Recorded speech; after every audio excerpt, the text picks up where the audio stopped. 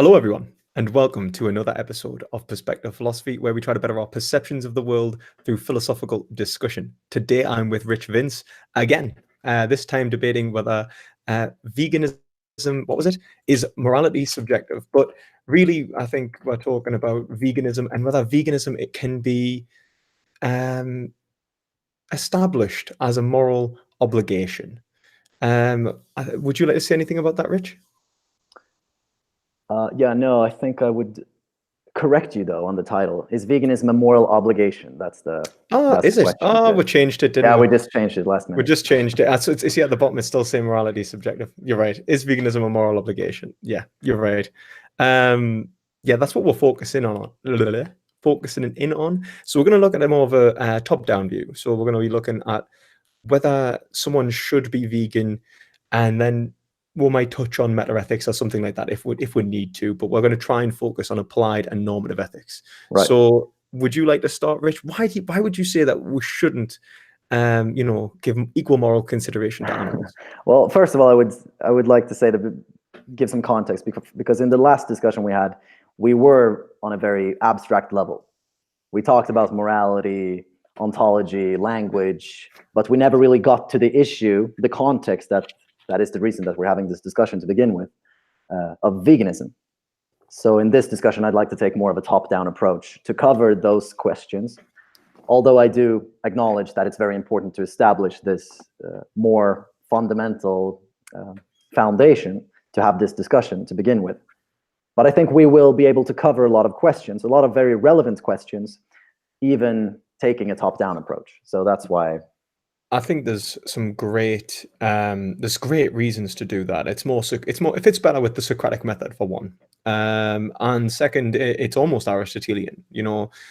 If we want to know why we should do anything, then we're going to start questioning those top tier values in which we hold. But let's start at the bottom rather than start questioning those bigger values, so we can see like how consistent our understandings of the world are in general before we start talking about greater and greater understandings, which are the foundations of these thoughts. So we'll question the foundations, yeah, sure, but it's best to question those basic understandings before we get to generalizations, as it were. Right. Yeah. So just to start it off, if we're going to start in a top-down approach, I'm just going to drop a question and maybe say something. Yeah. Okay. Go for it, man. So, why is eating a hamburger wrong? Eating a hamburger is wrong because it causes unnecessary suffering to a sentient being, or at least a subjective individual, if you don't like the word sentient. Right. So now I'm going to argue that in spite of that, it is possible to justify eating a hamburger. Right. And when I say that it's possible to justify it, I mean that it can actually be considered to be good, or at least it can be considered to be not wrong. Okay, how is that? Yeah, well, now we come into the fundamentals, and that is that I'm a subjectivist, I guess. But we don't have to go there straight away. I can say that for myself, I could justify eating a hamburger simply because it tastes good. That is, okay. It's the taste of the burger has value to me personally, and that value gives me a reason to go for the burger. So for me to not want the burger, there needs to be something else that overweighs the value that I get from eating the burger. Yeah, I can argue that. Yeah, and that value may very well be that I acknowledge that the animals have to suffer enormously for me to have the burger on my plate. If that is something that I consider and acknowledge, then I may find it hard to justify eating a hamburger. However, I would want to say that there are people out there that do not acknowledge it, or acknowledge it, but still don't consider it to overweigh the value of actually having the hamburger. And in that sense, it can be justified to them. Well, without delving straight into meta-ethics, and telling you that this is nonsensical. Let's take it from your values in the first place. So you would say out of self-love, you can eat the hamburger. When I would reply that eating a hamburger causes you long-term health issues, which ultimately will lead to a painful death. How would you reply to that? I mean, what I'm saying now is based upon even just your own interests. Eating meat, dairy, and eggs are considered unhealthy. The eggs, in fact, are now considered unsafe. Well, at least they can't be labeled safe or nutritious. Red meat is also considered a class 1 carcinogen and contains various negative substances like heme iron, cholesterol, such high amounts of saturated fat. It also has been linked to things like colorectal cancer. It's IGF-1 is linked to from meat is also linked to spreading of cancer and various other cancers. And there's this is shown in things like the China study, and it's also shown in things like I think the Harvard nurses study talked about how eggs, for example, were equivalent to eating smoking 5 cigarettes a day. An egg a day was equivalent to smoking 5 cigarettes a day. So even if we take a purely egoistical approach, because as I say, I don't think this is we're working on an egoistical level here. So this would be still morally objective, arguably. It's just that you are the object, you are the measure. Now, it's subjective ontologically, but objective epistemically. And if we're working on those lines, then yeah, I can still, even without breaching into altruistic value, argue for a plant-based diet. So how would you respond to that? Right. So eating meat is bad for my physical health. That's what you're saying. Yeah.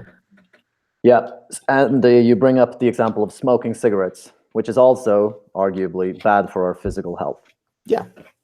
This takes me to the question of what we actually do value. Even though I would say that I am the ultimate measure of value, what I consider to be valuable is what's valuable, ultimately. So your preference? Yes, my preferences. There is no other measure. And here, a person may not acknowledge the risks to their physical health, or they may acknowledge it, but for some reason, just not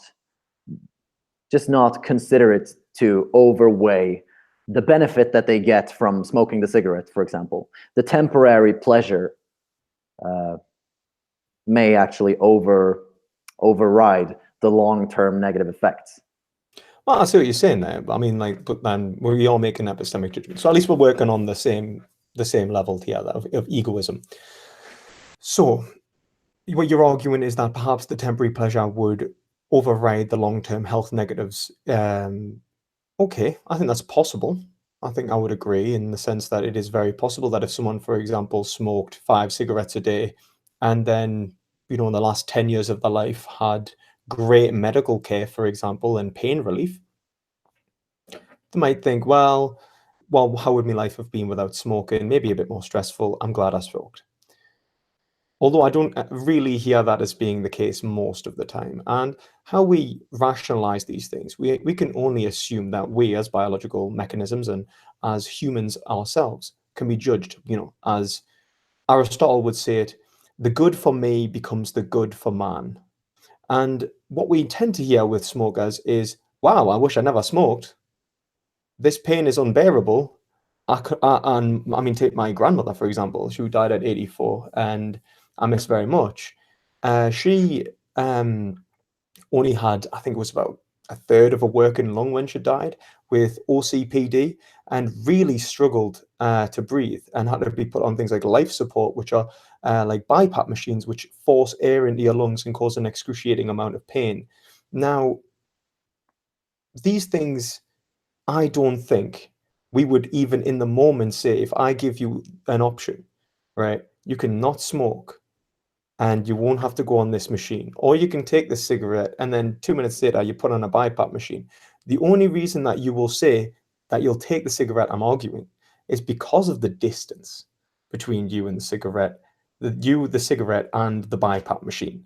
You're arguing that because the BiPAP machine's so far away, I don't really have to worry about it that much right now. Now, I don't think that's rational, because I think that if you are honest with yourself, that you as an individual will one day experience those preferences of the future. And one of those preferences will have been, I wish I hadn't smoked. So Right. why is it that the preference of now is overriding the preference of your future? Okay. First of all, you say that it's not rational, and I would say, sure, people are not always rational. However, the justifications that we use, I would still consider it to be a justification, even though we may argue that it's not a rational justification. I was going to say, what do you mean by the word justification? Okay, I mean, it's rational in a sense. I mean, but they rationalize it, saying that my short-term instant gratification of having the cigarette, that's what they're taking into account. I mean, you may argue that they should, that they ought to take these other things into account, that would be more rational. But I would say, well, they rationalize it, they justify it somehow without taking these things into account. That makes it right for them to smoke the cigarette. Even though from your perspective, you would argue, because you take these other things into account, you would argue that it's wrong to smoke. Well, I would just ask them whether they consider the long-term health benefits to be outweighed by the short-term benefits of pleasure in this scenario. Yes, and and if said they that they've not, say, and I would like to hear the rationality about it. Now, if you say that they're not being rational, then I would say they don't have justification, right, because then they have no argument. They're just asserting it's inductive. In which case, why do anything? Why act in any way? Morality is about governance of behavior, and it's about deciding what is right or wrong. And in this case, it's we are the measure. Okay, fair enough. But that doesn't mean that we don't have to consider ourselves equally in each scenario. We have to be honest and forthright with ourselves.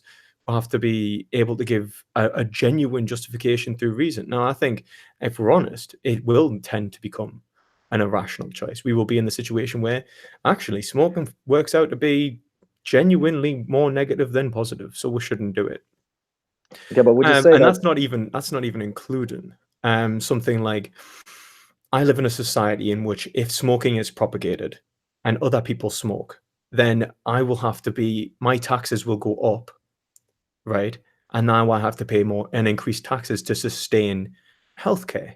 Or I care about my children's lives, and secondhand smoke puts them into danger. Or, one of the number one occurrences of ocean plastic is cigarette butts. And cigarette butts are now going to cause me numerous problems with things like ocean dead zones and various other occurrences of negative climate change, because I value the environment, because the environment is what sustains me. And I mean, we can keep going down various other arguments of how smoking can be bad, but it's always going to end up is this moment of pleasure more valuable than all of the future moments of pain, possible or not?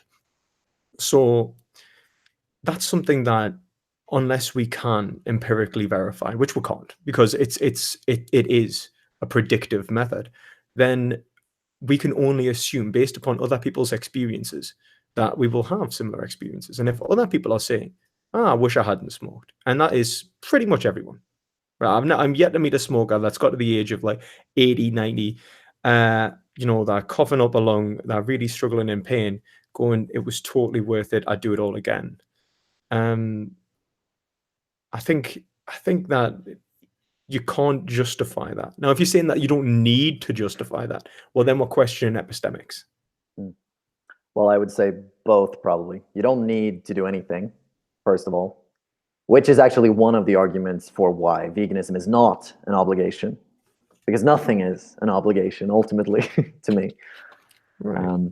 But we justify our behaviors rationally, you may argue, even though we may not take everything into account. And now I would argue that your idea of everything does not necessarily involve everything. Of course not. It just involves as much as I can possibly consider. I am human and my knowledge is fallible. I would agree. I would take a fallibilist approach of knowledge. Exactly. So people who do not consider those things that you consider and take into account, they would still consider it to be a rational perspective where they justify their behavior. Oh, well, they're justified according to their own measure, but their own measure is insufficient. It's insufficient based, well, judged from your perspective. Well, based upon knowledge itself. Right, but that is knowledge that they don't have. Well, it's knowledge about what, isn't it? And if they don't have knowledge to make decisions about future temporal informations, then I'll just say that their decision making is inadequate. I would say that, well, what they're doing is they're guessing. It's blissful ignorance, we could call it, but it's ignorance nonetheless. Right. Justification-wise, if you say that, well, okay, we're going to epistemics, then people are justified to do whatever desire they have in their head.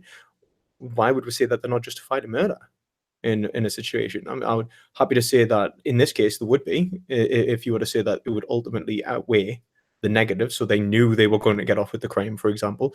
But an egoist would typically argue that, well, murdering an individual, is it worth killing that other person to get a lifetime of incarceration? And, you know, laws against murder as well that obligate other people not to murder protect me. And this is how we end up in things like social contract theory.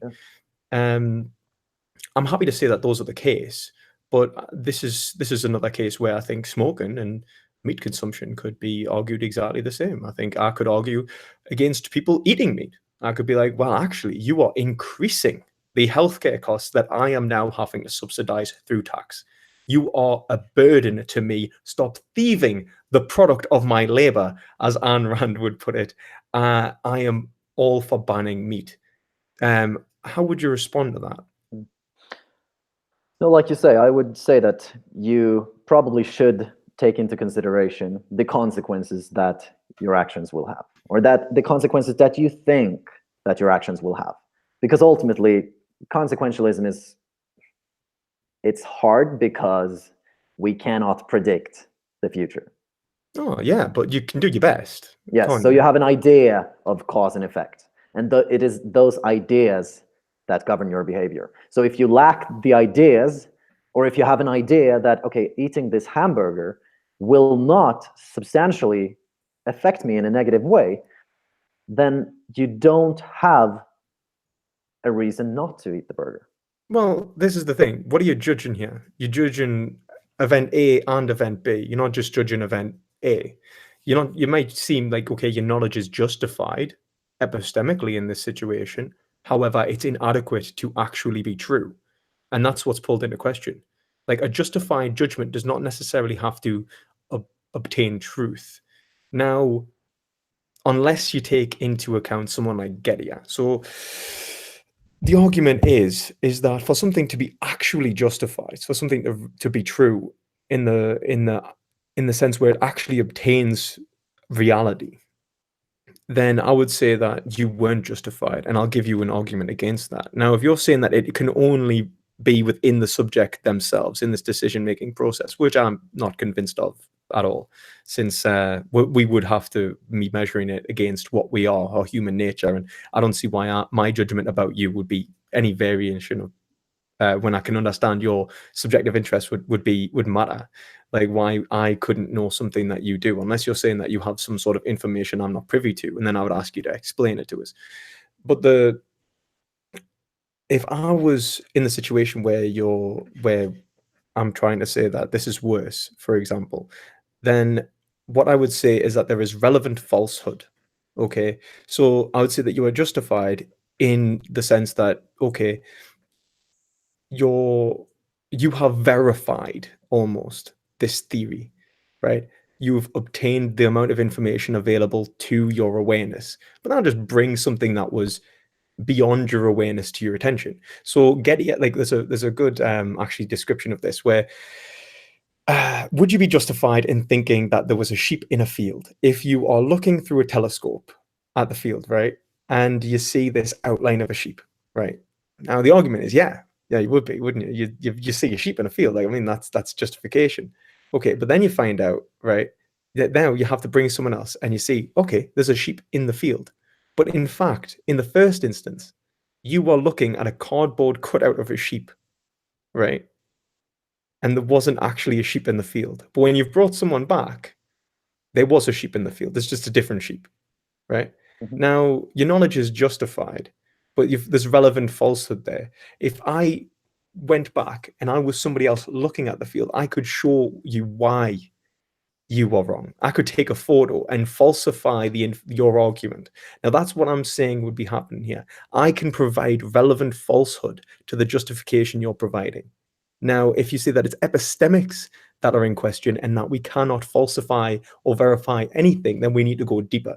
But if you're saying that you can just pick and choose that you can make decisions in regards to yourself based upon your preferences, but preferences through a lifetime, that's egoism, and that's an objective stance. That's epistemic objectivism. If you pull that into question, then yeah, we'll go deeper, and I'll ask you what you mean by truth.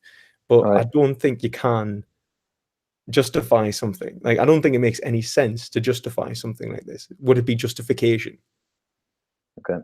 Well, as for the sheep, when would you say that you are satisfied with your justification? Because I mean, it's not relevant if you don't believe it, or if you don't acknowledge the other person's perspective.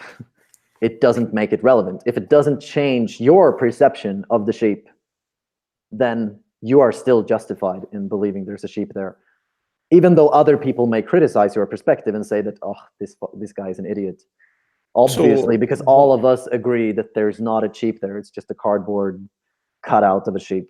I would say that you're not actually reasoning deductively, and that this is purely inductive reasoning. So you've just assumed the truth in every scenario. Yes, but from this person's perspective, he would be justified in believing there's a sheep there. From this person's perspective, he's reasoning inductively. I mean, I could tell him that he's actually not thinking in a way that would come to truth in any meaningful sense, and that actually, I could even argue that he's being inherently irrational.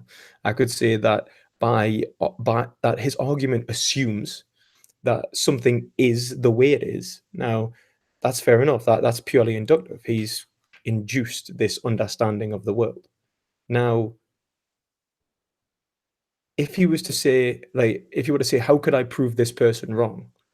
Well, if I can have a conversation with him and he acknowledges that meaning is not actually something that is purely his own. And I think you have to do that for language, because you make words, for an identity to exist, for example, to call an object a, or a sheep, or whatever you're going to call it, what you're doing is you're actually arguing that there is an object exterior, not to your own existence, but to you within even your own existence in this totality, right? Now, if you were to say that it's purely interior, then you don't actually have to make the word sheep. And actually, if you did make the word sheep, someone like Wittgenstein would say, well, how can you understand one is the symbol of the word, the difference between the symbol of the word matches up to the reality of it. To verify that symbol reality relationship, that would allow for a grammatical construction for you to understand the world, for you to propose a question of, an answer to your question, then you're gonna need somebody else to verify it. So even to come up with the idea of a sheep, I think arguably you need someone else, right? That's like the law of identity. And I would say reason is inherently a social construct. Now, if you're saying that he's being purely inductive, then I'd say he's being irrational. He's not holding up to the necessitates of reason. He's rejecting what it means to have verification in the first place, to actually be able to speak, to make arguments and have words and justifications, to see what truth is. And now if he totally rejects truth and he goes into nihilism itself, right, and he's skeptical of everything, and he says, actually, I can't know everything, I just do. Well, I would say then we're going to fall into the problem of skepticism. Yep. I hope that's answering the question. I don't. Yeah, I probably am a skeptic. Okay, being a skeptic's fine, but then I'm not aware of all the philosophical terminology, so when I would say that you'd be metaphysically. I should be very cautious. I'm just saying, like, metaphysically skeptic. So, like, as in, you'll be starting to doubt logic itself. I could do that. I could question logic for sure. Okay, so if you start questioning logic, if you start going down that route, then we're back in the last video. Yeah, well, it's not just that. I would go so far to say that it's a self-refuting argument. I think Aristotle says that in Gamma Book 9, doesn't he? So the idea is that you've rejected the only thing that allows you to have understanding in the first place. I mean, really, I would say that you can't do it. I'd say that it's impossible. That you, by nature, are a linguistic being, and someone like Chomsky, I think, could argue for something like universal grammar, in which case you, as an individual who speaks and decides and acts, and is even talking about a decision-making process, have already acknowledged logic. You've already assumed something that something is A and something is B. If you say that you don't need logic to do that, then Mm. I would call you ridiculous because you're using the law of identity to do that. You've identified an object as A and an object as not A. Right. And that's how the decision-making process goes on. You are using reason. Cool. Yeah, I know I'd like to take it back to the burger because we're making it more No, that's fine. Okay, so now again, I would bring it up. If you didn't watch the last debate, I said that I do sympathize with veganism. Yes. I have not yet gone full vegan, but I see the reasons for being vegan, and I can for sure defend veganism and condemn the meat industry and having the burger. I could condemn that decision, but I could also understand a justification, and I could justify it. Now, if I were to defend veganism, I don't think I need to establish that it's an objective moral obligation. I would still ground it in my egoism, I think. And I would say that the reason it can be potentially bad or wrong to eat the hamburger is that I sympathize with the animal. And because I sympathize with the animal, that makes it wrong for me to eat the burger. If I completely lacked any sense of sympathy, I don't think it makes sense to say that killing or torturing this animal is wrong. Okay, so I mean that's interesting. I mean, Ask Yourself does a very similar thing. Just made a very long video about why I disagree. But that's fine. I mean, don't get me wrong. Like, I understand why people would argue this. Basically, arguing for empathy. They're like, because I empathize, that makes it bad. Because I hold this value, and I cannot help but hold this value. It would be nonsensical for me to say that I don't. It is wrong because I cannot help but value those things. Now, this is the issue.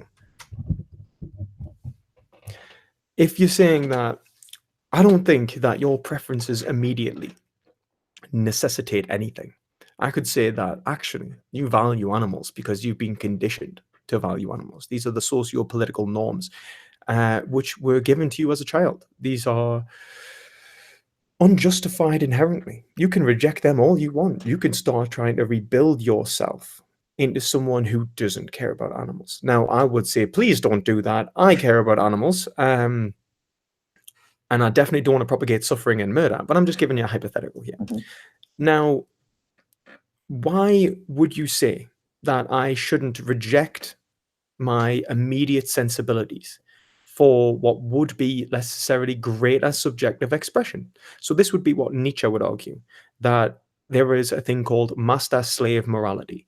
You have internalized a structure of good and bad. Now, good means that you do as you are told, and bad means you don't do that which would harm the ruling class. Okay?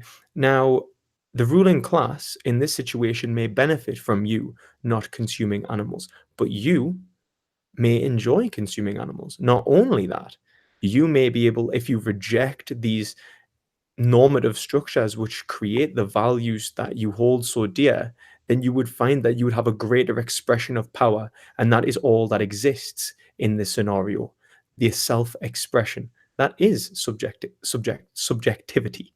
So why should you value animals, and why can't you reject it and perhaps condition yourself to be in such a way that your life is no longer ruled by a false narrative, a false god, if you will? Mm-hmm. No, I mean, I encounter people all the time that when I point out to them the horrible nature of the meat industry as it currently is, they acknowledge it and then still uphold that they're going to continue eating meat, and they justify it to themselves, and they don't think that the suffering overrides the value that they get from eating meat and enjoying this burger, for example. So I think it's clear that you could at least make the argument that people can be justified in, okay, maybe not using that term, you would not agree on that. Yeah, I wouldn't. Yeah. But I mean, more even just if we assume like ontological subjectivism, it leads to at least skepticism and the problem of nihilism, and that's something that Nietzsche encountered, and he argued that it was only overcome by tragedy and this ability to basically find beauty in the world, and this understanding of the issue is that Nietzsche ends up in this situation where he actually kind of talks about the almost ego death, where he says there's three metamorphoses of the spirit. So there's the camel, who are the people, these are basically the people who understand that they have these normative structures that have been given to them through their society and culture, these values. Then there is the lion, the one that rejects all of these structures. And then there is the baby, the will that wills its own will. He calls this the Übermensch. This is the Overman. This is basically where he thinks that everyone should be, to the point in which they control. They're the master of their own destinies. They can will backwards and redo all of the damage, all of the damage done to them that restricts their subjectivity. It is power incarnate. Now, pretty much that is impossible. It's creatio ex nihilo. It causes ego death, and a psychologist called Jung argues that it might be why Nietzsche went crazy. So there's actually arguments to say this, but it was crazy, or was he enlightened? No, but I think he was crazy. Regardless,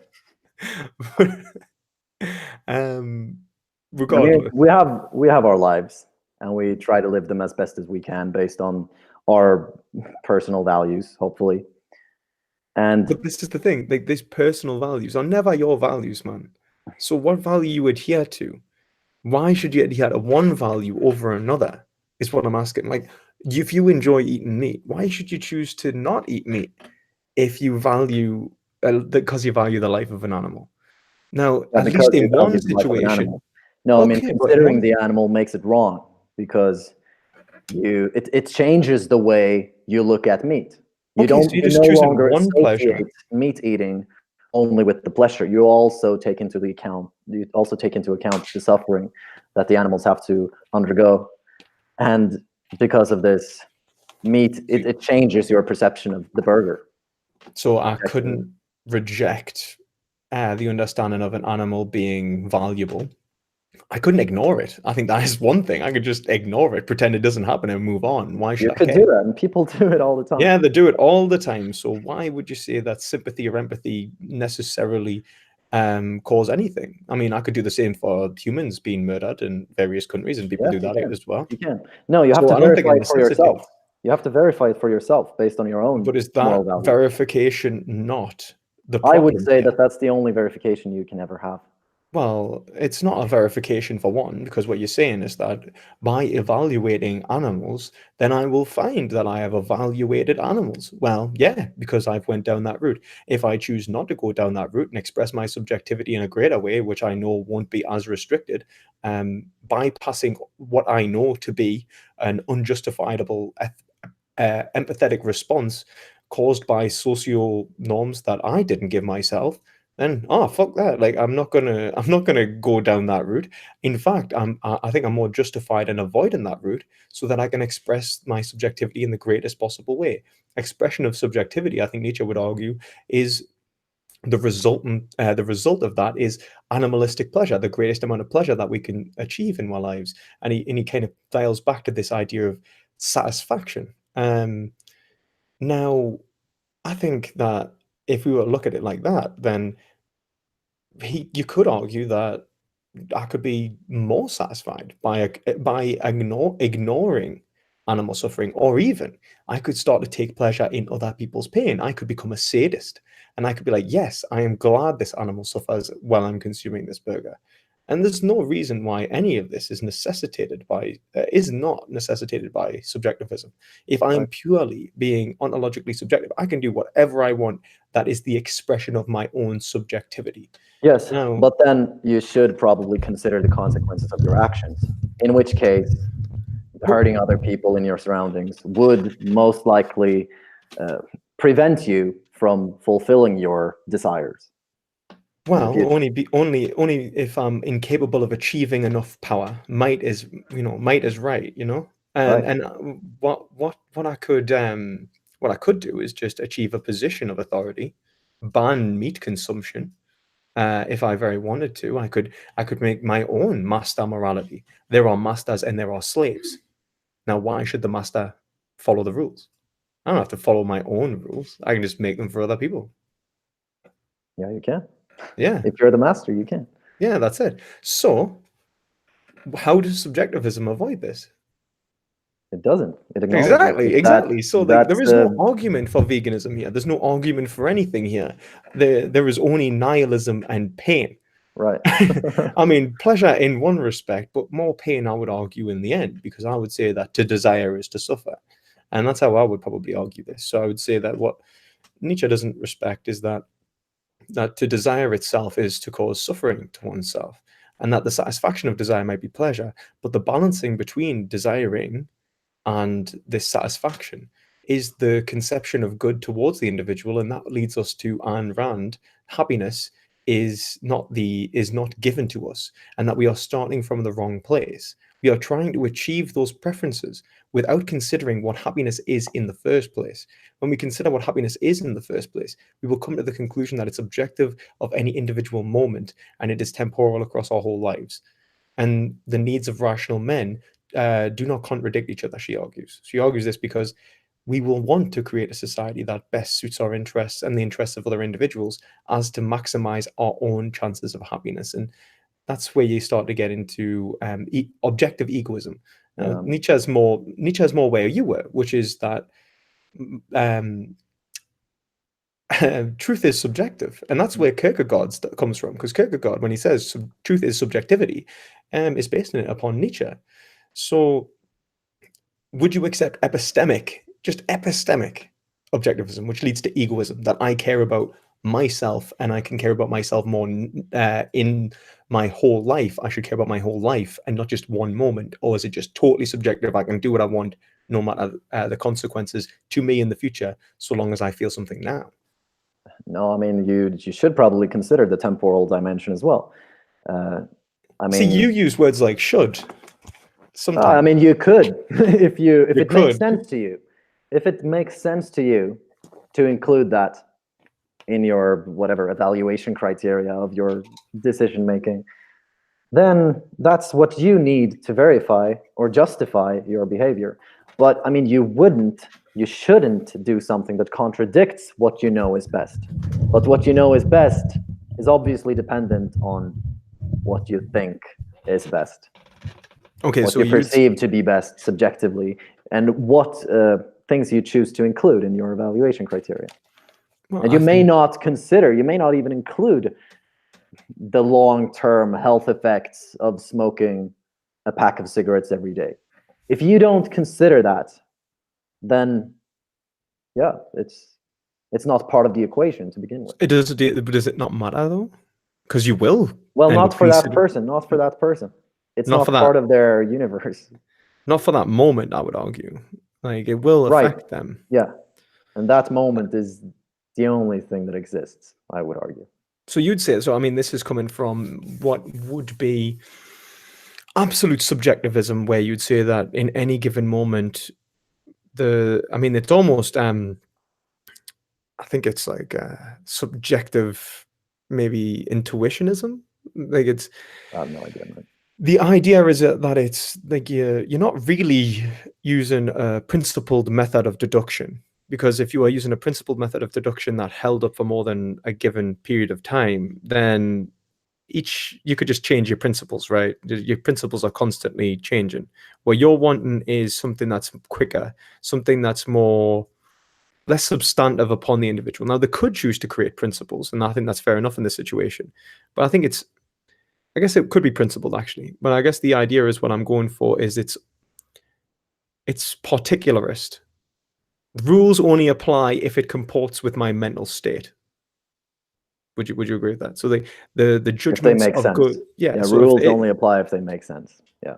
Yeah. Well, I think that's subjectivism in general. I think that all falls down to that, which is why I would say moral objectivism ultimately comes to bear fruit in the idea that actually, well, we're considering all of your mental states. We're not considering just one.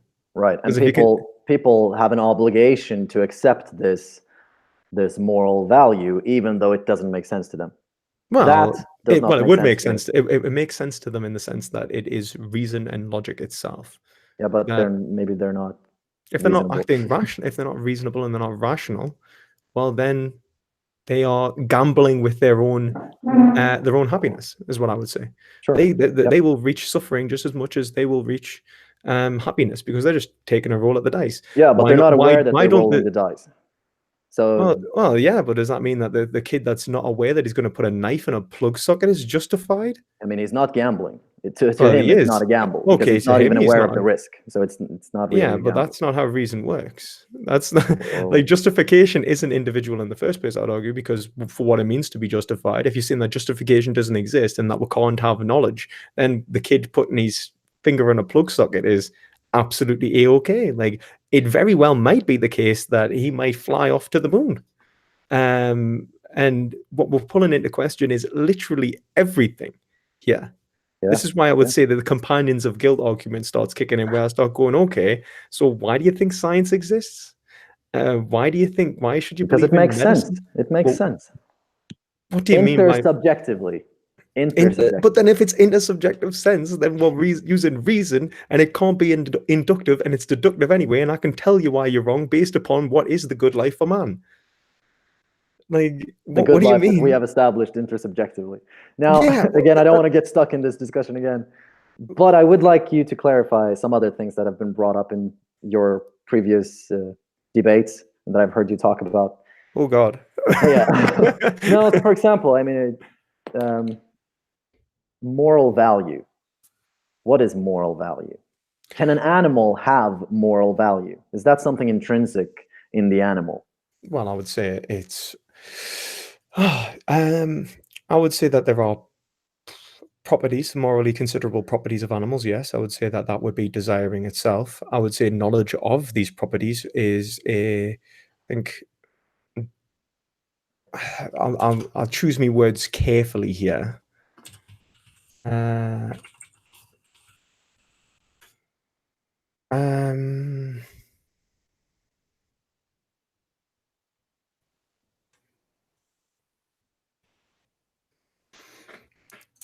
I guess I would say that it would be like second order properties of existence, and that would be more like knowledge itself. So knowledge of what is good is different to what is good in the first place. And that's just the reality truth distinction, where we say that actually what is true is not reality until it's absolute truth. Does an animal have a moral property? Yes, that would be the ability to have pain or pleasure, to have desire itself. Does that answer your question? Yeah, sure. Then I would, of course, question how you verify that the animal has this attribute. Okay, so I would say, well, how do we understand that we have them? So that's intuitive. That is what I think someone like G.E. Moore would call self-evident truth. I would say that we cannot help but acknowledge that we ourselves feel pain and pleasure, like just one individual, me right now. I feel desire, and I'm conscious, and I'm experiencing the world, or at least there is an experience of the world that is here and now. You get to this position, I think, through Cartesian doubt even. Now, would we go and paste that onto a rock? No. Why wouldn't we paste it on the rock? Because we can't see any justifiable attributes that would allow us to think that they're having a phenomenological experience that is equal to our own. Now, do we see that in other humans? Yes, especially with language, because it exports meaning in one scenario to another, and that meaning shows that there is a phenomenological experience of good or bad. They are evaluating the present. Now, I think that same thing happens in animals. I think you can base that off things like facial expressions, primordial language, primordial communication, where you can see that they are either enjoying or fleeing from one thing to another. And that, I think, is a justified assumption to make. Is it an assumption? Well, just as much of an assumption it is to assume that other people are also conscious and not just biological Turing machines. Yep, I would call it an assumption for sure. Now, the ability to actually evaluate people's facial expressions, for example, that I would argue comes from our, well, evolutionary. It's just through evolution we have evolved this ability because it's beneficial for our survival and replication. And through this ability of reading other people and other life forms that are similar to ourselves, that express similar behaviors, similar characteristics, we relate to the experience of such animals or such life forms. And then because we have this ability, we also sympathize and empathize with them. And because we sympathize with them, that is what makes it wrong for us to hurt an animal in the first place. Without this ability, it would not objectively be wrong to hurt an animal. How would it not be objectively wrong? I mean, because we could not verify that it's wrong in the first place. We just construct this idea of wrong to begin with. Do we? I think so, yeah. I think we construct all concepts which understand the world, but the concept construction is verifiable against the world so long as there is something like reality in the first place. Assumptions. Well, is it an assumption? The only thing I've assumed here is that there is logic. I'm happy to say that that's the case. Yeah, but I mean, the animal could just be an NPC, and you are in the Matrix, and you have no idea of verifying whether this animal actually exists. It's very possible that I don't exist. Yeah. Or I mean, your perception is something that you verify for yourself. And then we can go into the discussion of whether your ego is, I mean, you could go through ego death, potentially. Yeah. But you cannot verify that you are not in the Matrix. So you have to assume that you're not. And you assume that there is an animal externally. It exists independent of yourself. You may have this idea, but you assume it. You have to assume it. A rational assumption. So this would be, I cannot verify with 100% certainty, but it is more probable that I am not in a matrix. I have no reason to endeavor into such doubt. Right, but what would it look like if you were? I have greater reason to assume that what is cohering with my existence is in fact the case, and that is just a coherent understanding of truth. You cannot verify that you're not in the Matrix. You agree with that? I completely say that. You can't absolutely verify. But what would the world look like if you were in the Matrix? Well, it would potentially look exactly like this. Well, to say that you're more verified in believing that the Matrix does not exist, I don't think that makes a lot of sense. But what I would say is that it makes sense to you to assume that you're not in the Matrix, because it's a pragmatic approach to. Well, that's what I was about to say. I was about to say that, like, there's the rationality of your assumption would be based upon the fact that logic is it's not inherently valuable, but it's valuable to what we do and what we are. It's based upon the fact that I am feeling desire and that these desires urge us forward in the first place. I cannot help but do that. And based upon that, even if I was in the Matrix, I would still have to take this approach. Unless I find a way to unplug myself. Yeah, and this is a great segue, I think, into another question that I'd like to bring up. And that is how we go from our own desires to include other people, other animals, other life forms. Yeah. What would you say? And I saw in our last discussion, you said that we fall back on the concept of equality.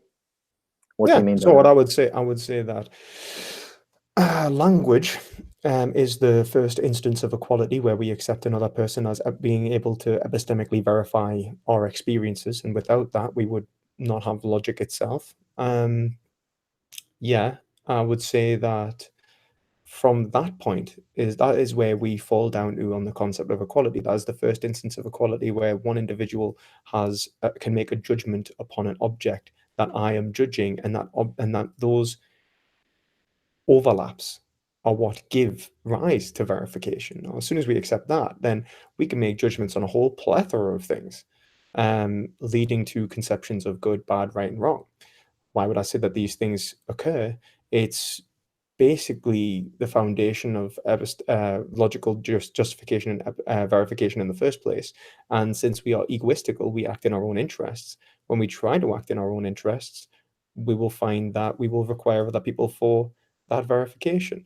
Now, I think it's very possible that we can create contingent categorizations. Unlike Darren, I think he doesn't agree with me there. Contingent categorizations from which we can use to find our own happiness, where we could say, oh, well, actually, I have just as much reason to think that I am like, I don't know, British people as anything else. So I can use British people as the method of what makes a British person happy, rather than the happiness of man. Now, if we say that, then I may be able to find an egoistic or purely egoistical view of subjective expression. I don't think it would be as fulfilling of truth as something like an absolute categorical expression, as something like Darren would argue, where we take into consideration desire itself.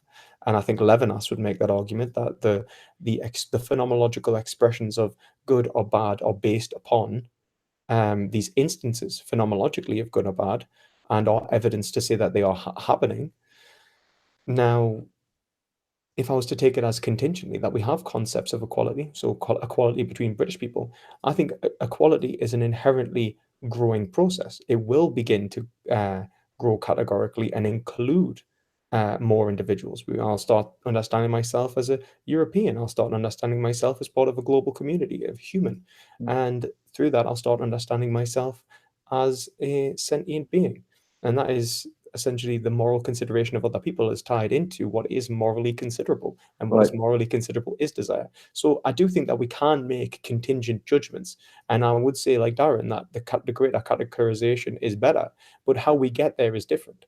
It takes a while to get rational justification and rational concepts. Right. But do all sentient beings have equal moral value, or is there a hierarchy here? No, all equal moral value. There is not a hierarchy here. No. Okay, interesting. Here is where I would say that there is a hierarchy, and I would probably place myself on the top of it as an egoist. So my values are, well, more important than anyone else's values. Why? Because those are the only values that I can verify exist.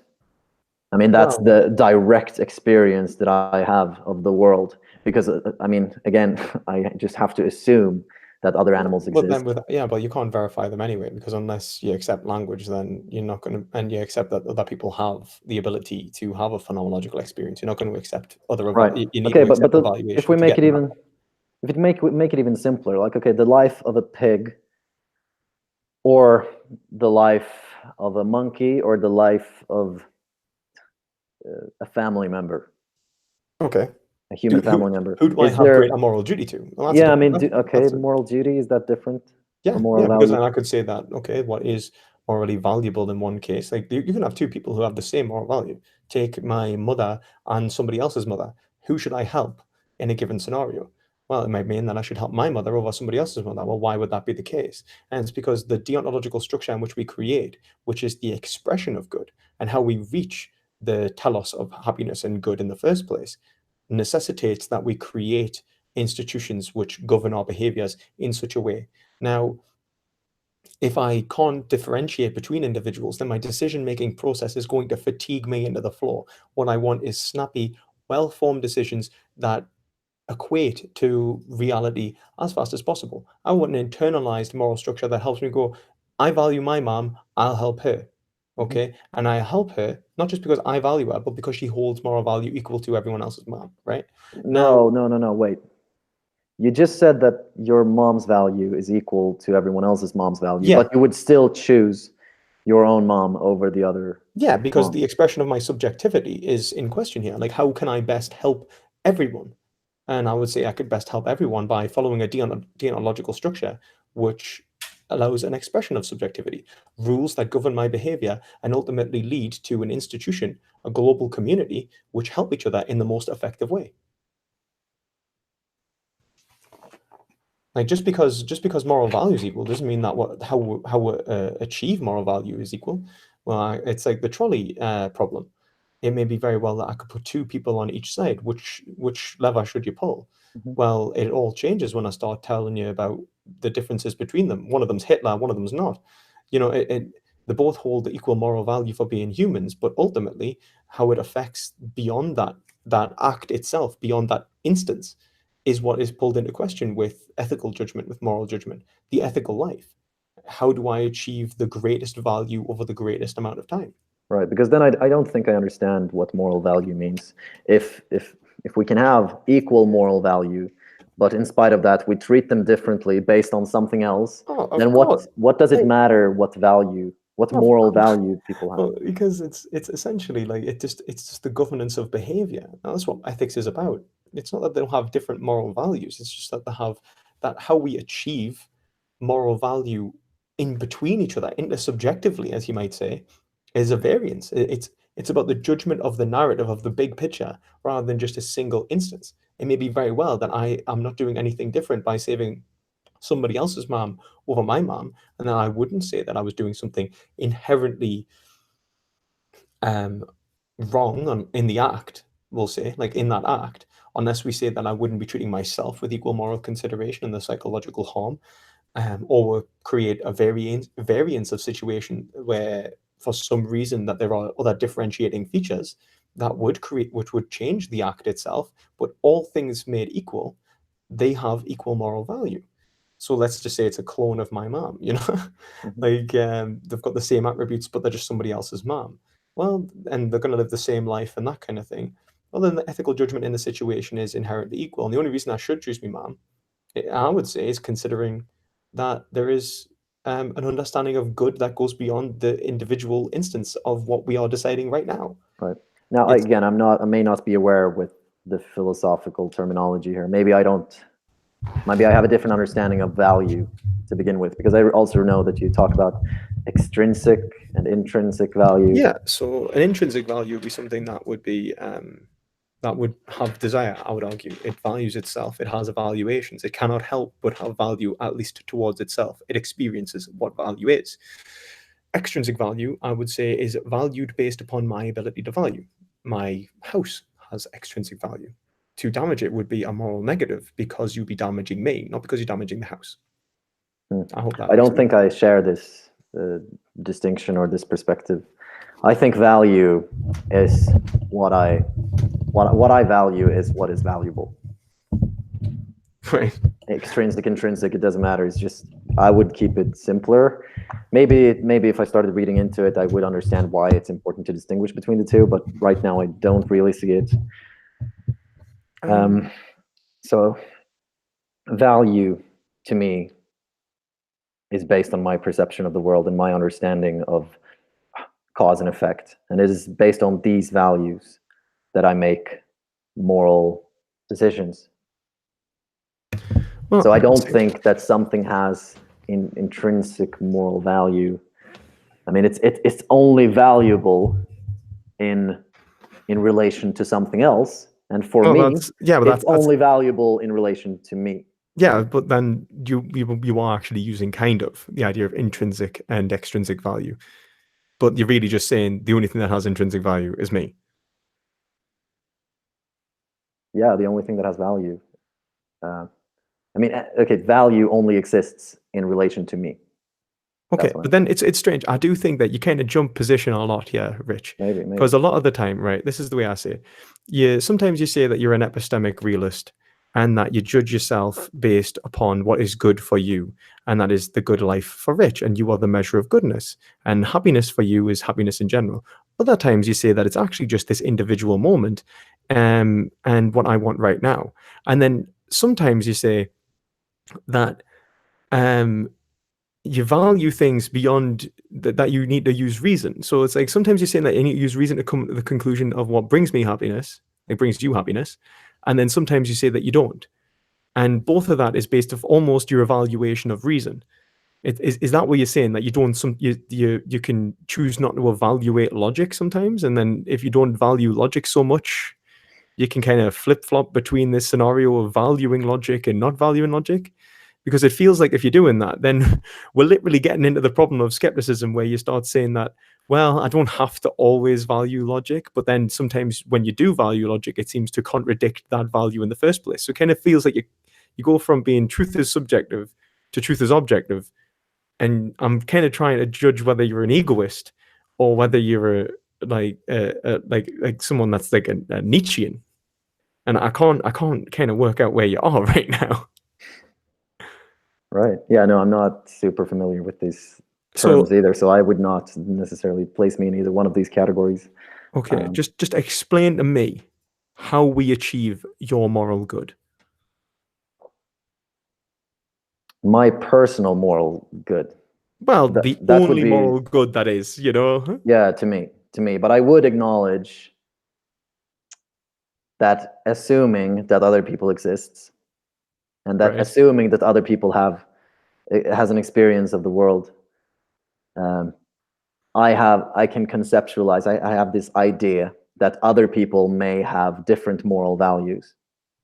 And they are, and rightly so, they are justified from their perspective in living their lives according to their moral values. Now, they may not exist. I have to assume their existence, but I do that because it makes sense to me. It's in line with all of the other assumptions that I make about the world. It's coherent. Yeah, but this is the thing, it's coherent. And I mean, that's what I would argue, that unless if it wasn't coherent, then you wouldn't assume it in general, and it's a rational assumption in that regard. I mean, I guess to put it in a Humean way, like Hume would say that you have no reason to believe that the laws of physics operate somewhere else in the universe, right? You just have they have no reason to think that they're universal laws. But we take that as a rational principle because they seem to operate that way. Mm-hmm. Now, I agree. You know, like I'm not going to beat skepticism. I'm not going to sit here and I'm not going to beat metaphysical skepticism outright. You know, I'm not going to absolutely demolish it and just win a Nobel Prize in philosophy. But the thing is that if you're making those fundamental assumptions, and I mean, you're assuming like logic, really, and the usefulness of logic, and you're assuming something as fundamental as truth itself, and knowledge, in other words. So if you're assuming knowledge, epistemics, which gets you past the companions and guilt argument that I was making before, which is just saying, like, why do you do anything? You're always unjustified. Then, yeah, okay. We're in a situation where we can agree. And I think that's going to lead you to moral egoism. Because now you're saying that truth isn't subjective, truth is objective.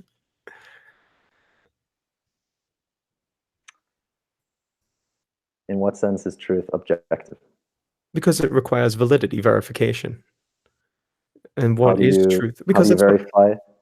You verify it through other people, and you get that. You'll get to that through coherence itself. So regardless, so that's how we define objectivity. Or sure. Yeah, and then I think in our last debate we agreed that we don't define these terms in the same way. But yeah, now, I mean, I can assume your definition, and from that definition, yeah, it seems like that's what I'm saying. I think it's necessitated. Sure, truth is objective in the sense I think it's. I mean, if I was to be truly rigorous with you, I would say that by you existing, logic exists, and that what you are, the I, is an internalized linguistic structure, and Rich Vince sitting talking to me right now necessitates the existence of logic and epistemic verification from each other, and that the idea of rejecting it is nonsensical. I could say that the only way you could do that is through ego death itself. Now, I'm not going to do that. At least I don't want to go down those lines. I just want to try and necessitate the point that, okay, we've reached the point in which you are agreeing to logic and epistemic verification between individuals. Now, once we reach that point, would you say that what is good has to then be, and how to achieve those instances of value which you have, which we would say was good, better, worse, what the right thing to do in every given scenario, since good and bad are actually judgments of behavior, is something objective? Just epistemically, just epistemically. So epistemically, can we say that those good or bad instances, those behaviors which govern whether you achieve those things that you value or not, are judgments objectively?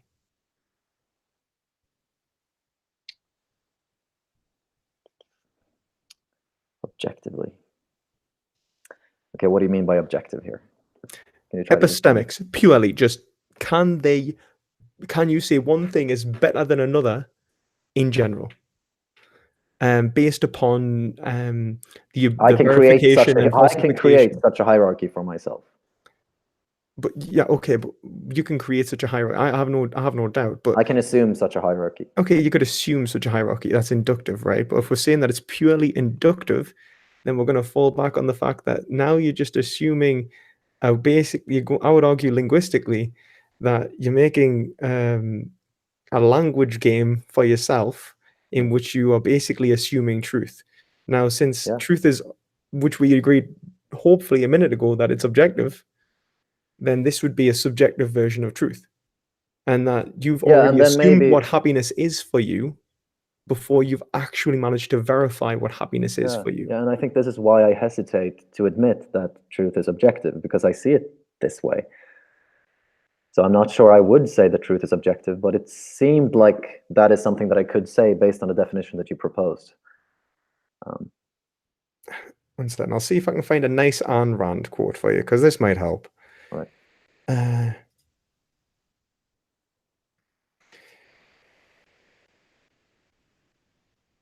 Okay, so tell us what you think of this. The process of concept formation does not consist merely of grasping a few simple abstractions such as chair, table, hot, cold, and learning to speak. It consists of method of using one's consciousness, I can't say that word, designated the term conceptualizing. It is not a passive state of registering random impressions. It is actively sustained process of identifying one's perceptual material and of abstracting them into new concepts, of drawing inferences, of making deductions, of reaching conclusions, of asking new questions and discovering new answers, expanding one's knowledge into an ever-growing sum. The faculty that directs this process, the faculty that works by means of concepts, is reason, the process of thinking. So what she's arguing is that, like, your actual thought process, the way that you're trying to reach that truth, like deduce what is good or bad, isn't the same as the basic fundamentals of language, which is abstraction. The ability to go like, that is a table, that is a chair. What you're doing is you're using concepts in a way that forms new concepts, come to understand the world in a way that you go, okay, based upon me and the chair, I know I can sit in the chair, right? And you start to use deduction in order to do that. Now, yeah, I think I like to distance myself from these discussions and to talk about these concepts in a more abstract sense, because I think that makes it manageable. Right. But by delimiting what we're talking about, by explicitly defining our base assumptions, that's the only way that we can actually make sense of these perspectives. That's the only way that we can control them. Otherwise, it becomes very complicated. Well, so I think maybe I am doing what you're saying, that because I'm just playing a language game. Maybe. Yeah, it feels like what you're doing is you're saying that I am forced into using reason. That's what it feels like. I'm forced into using deductive reason, because if I didn't, then I will end up in a whirlpool of which I could not say that a table is a table, a chair is a chair, because I don't agree with Ayn Rand, which says it's like basic language is inductive. But what I would say is that you wouldn't be able to verify one decision-making process over another. So you're caught in this situation where it's like, what does anything mean? And to have meaning, you need grammar, the linguistics of grammar, which is the syntax. It's intersubjective, where we affirm this meaning to each other. Now, great, right? I completely agree. That's epistemic objectivism. Right. So from that point, what is happiness for you requires verification from me. Right? Yeah, I think egoistical. Yeah. Egoistical. I think I would agree with that, because I take you into consideration. Yeah, because otherwise I could be like, no man, Rich, you've had like 5 bags of shrooms, you're tripping balls, there's definitely not a dragon outside, calm it down, son, and you're just start shaking. And I could be like, and calm you down, hopefully, hopefully you're not going to take 5 bags of shrooms. and we're not going to ever have this conversation.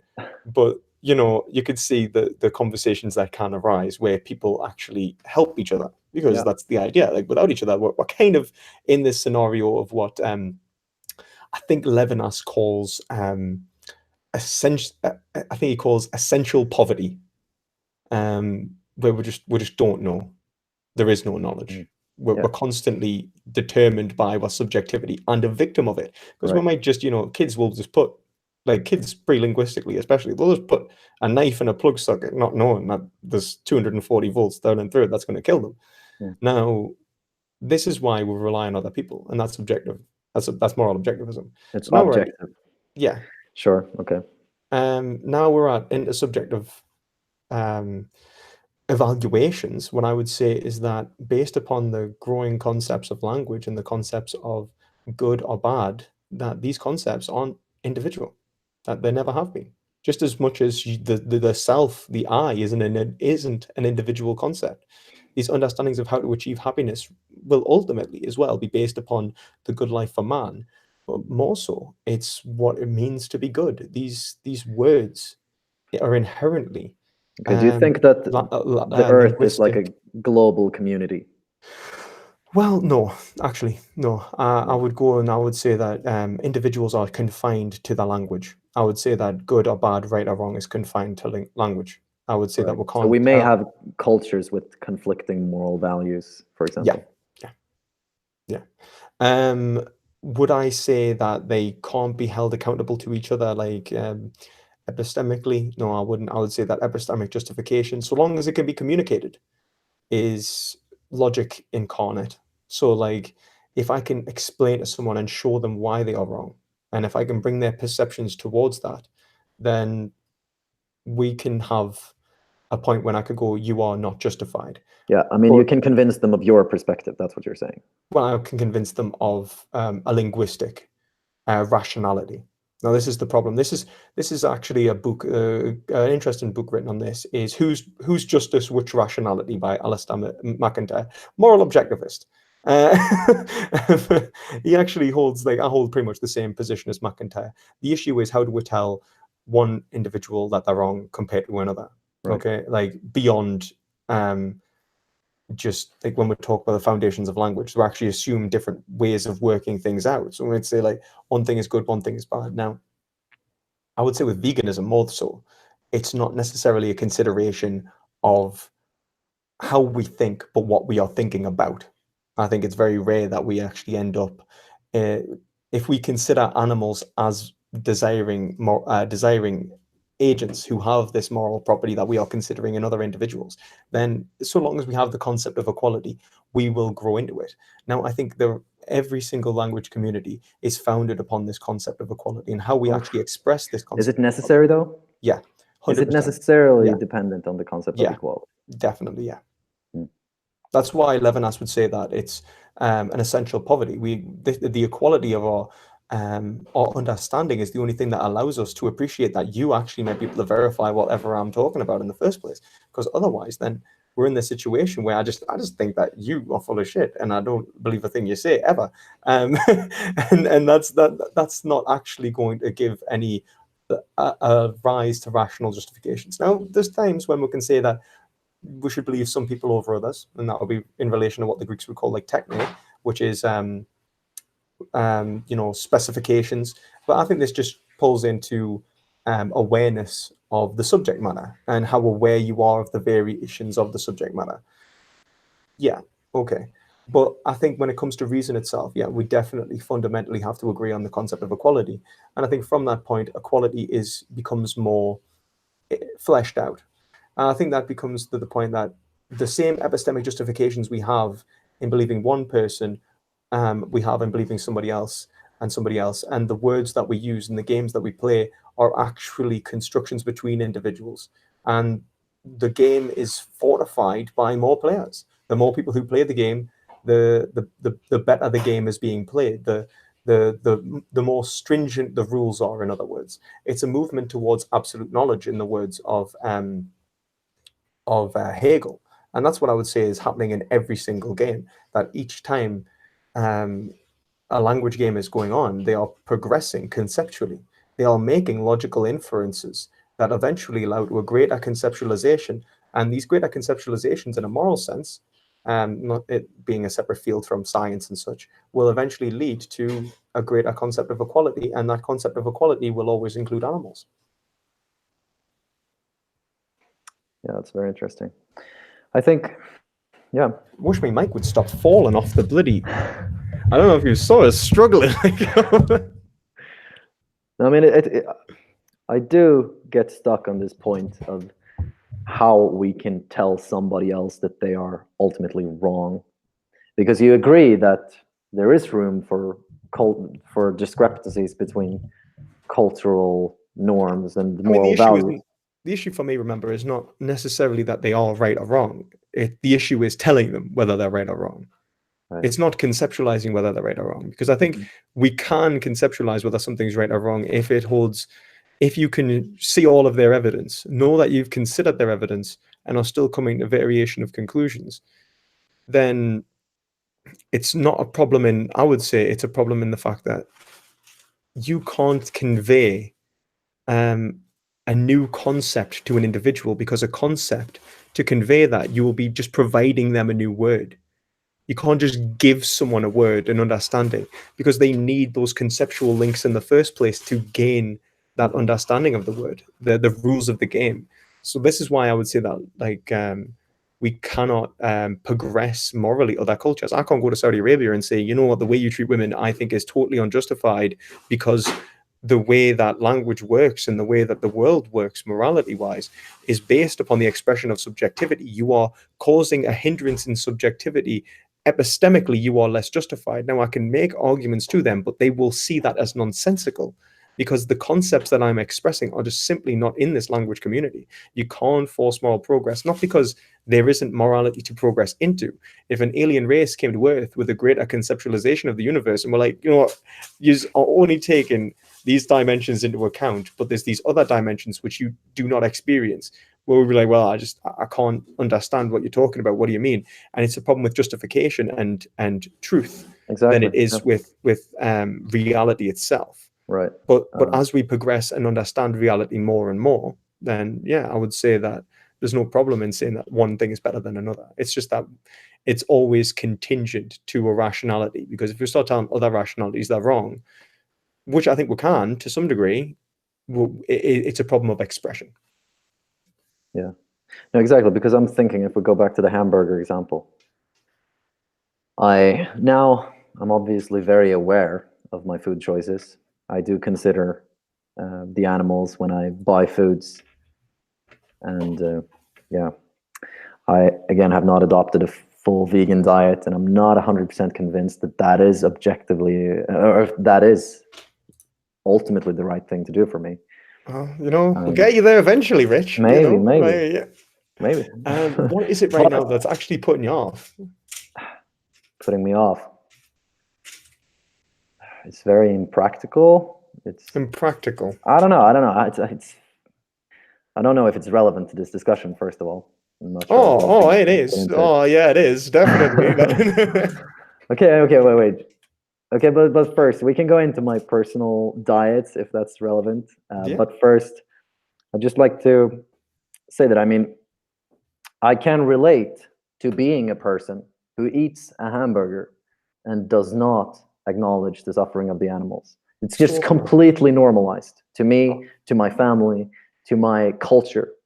Yeah. And in that sense, I have a hard time accepting that it's a moral obligation to me to not eat meat.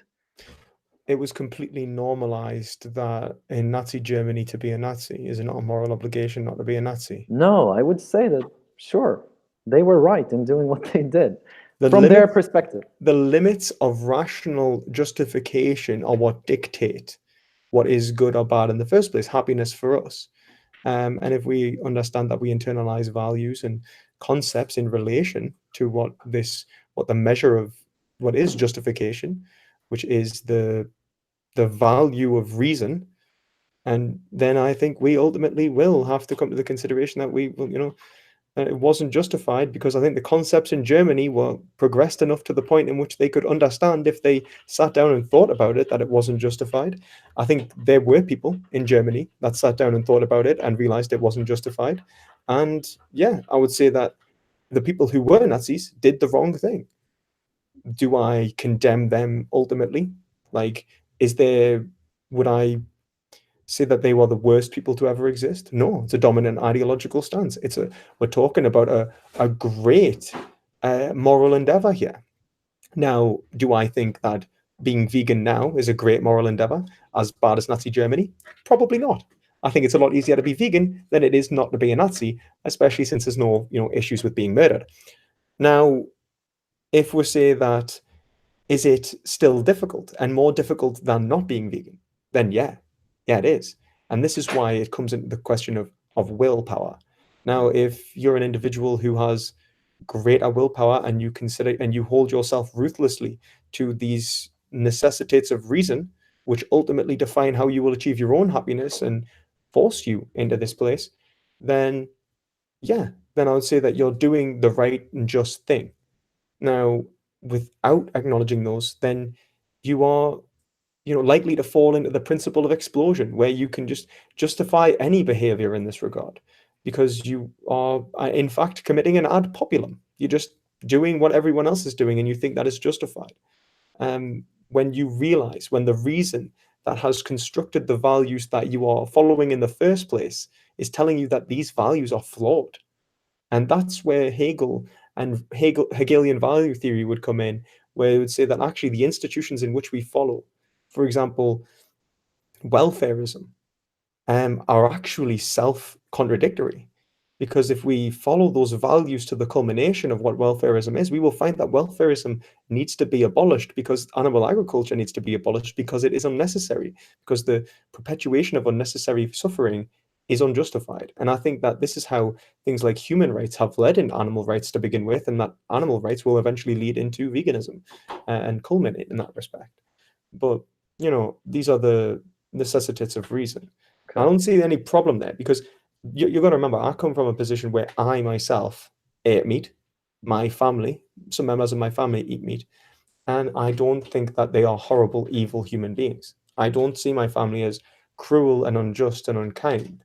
I see them as somewhat ignorant, more than anything, when they consume these products. Right. I see them as someone who is only doing themselves a disservice.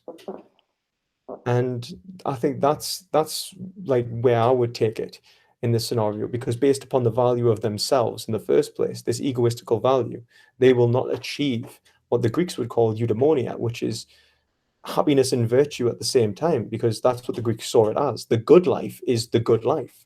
You will feel happier and you will feel better, because eudaimonia is a state that is intersubjective. It's something that we can achieve together. And unless we endeavor to enter this state, which we cannot help, I've argued, to try and achieve, then to reject it is to only condemn ourselves to suffering. Right. Now, okay. If we're going to take it to the practicalities of being or becoming a vegan, and the food choices that we make on a daily basis, would you acknowledge, we have to acknowledge that, sure, although we may consider the animals and the suffering that they have to go through, that is obviously something that we may agree that we think that it's bad, it's wrong. Okay, it's so we're assuming that animals' diet is wrong. Okay, right. We don't like the idea of that. We would rather live in a world without it. But, however, we cannot isolate that variable. We also have to acknowledge that there is a price to be paid. And that price is the expression of our own subjectivity in one individual moment. Yes, and in this subjective realm, different people can value these things differently. They can place a different value to the subjective experience of having a hamburger, for example. That may be very valuable to one person, and it may not be as valuable to someone else. See, this is where we're disagreed in the first place, because what I'm saying is that, yeah, people might be able to value innately, like, whether they like or dislike something, But whether they value in general, whether something's good or bad, these aren't individual. These aren't something that can be subjective. These are objective, because epistemics are objective, because justification is objective. And these values, evaluations, they're not based upon an individual.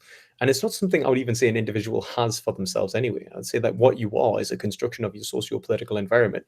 And these aren't your values. And you don't have any real subjective values. You just have a variation between what you think are what you feel is good and what you actually think of as good. And this is a lot of the time why we'll come into conclusions where we're like, oh, but I really wanted to do that, but you didn't want to do that. So it's one of these situations where you go like, I didn't want to do it, but I did it anyway.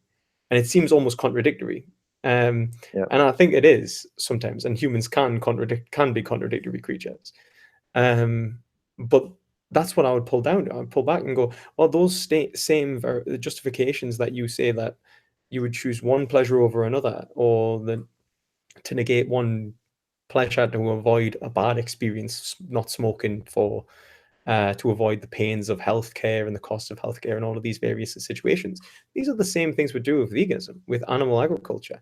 But more so, I don't even think people appreciate, because I think we're so locked into a dogmatic view about how our lives are and how we should live them and how we understand pleasure to be. We don't even understand that we can live pleasurable lives. We can live good lives as vegans. We can be happy. We can enjoy our food. For example, I don't sit here every day and cry over missing meat, right? And I was the biggest meat eater. Oh, yeah, I've actually got avocado on toast right here. But I used to really love meat. I used to be like the biggest meat fan, right? As in like steaks, like cheese and steaks together at every possible alternative. That was me. But I also enjoy now. I found that I have other foods I enjoy. I enjoy beans. I enjoy, I enjoy things like avocado. I enjoy like loads of different foods. Like I enjoy like cashew nuts and pistachios and uh, junk food. Yeah, like Doritos, man. Doritos are vegan, right? Like, now, I would say that like you don't necessarily have to live a life of like absolute suffering, Like, okay, yeah, I mean, right. You don't have to do that. well, no, but I this mean, is the thing. I'm you saying actually that have the ability to value an avocado toast, but we I'd, can imagine a person that does not have this ability. It's like, okay, they either eat meat and enjoy it, or they don't enjoy food. For example, and maybe it's an extreme stance, but we can. yeah, I mean, it's just a hypothesis. Yeah, Someone hypothetically, who could only enjoy animal products. Right. So at least what I would want you to accept is that there is the potential of negative consequences of being vegan. Like, it's not just eliminating suffering. There is a price to pay. Yeah, well, there's a price to pay when you don't take that cigarette and to avoid cancer. It's the same thing.